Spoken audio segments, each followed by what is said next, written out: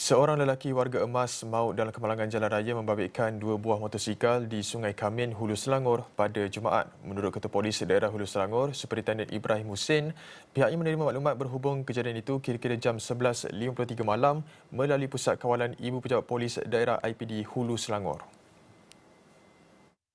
Katanya kemalangan tersebut melibatkan sebuah motosikal jenis Honda EX5 yang ditunggang lelaki berusia 74 tahun serta sebuah motosikal Yamaha Ego yang ditunggang lelaki berusia 21 tahun bersama seorang pembonceng perempuan berusia 14 tahun.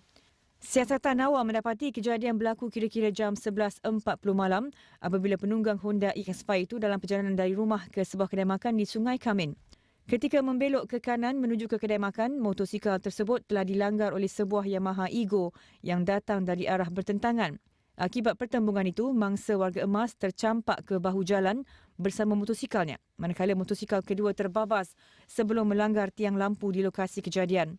Mangsa berusia 74 tahun mengalami kecederaan parah di kepala dan disahkan meninggal dunia di tempat kejadian oleh petugas perubatan. Sementara penunggang berusia 21 tahun dan pembonceng berusia 14 tahun menerima rawatan di Hospital Kuala Kubu Baru. Mayat mangsa dihantar ke bahagian forensik Hospital sama untuk proses bedah siasat bagi mengenal pasti punca kematian.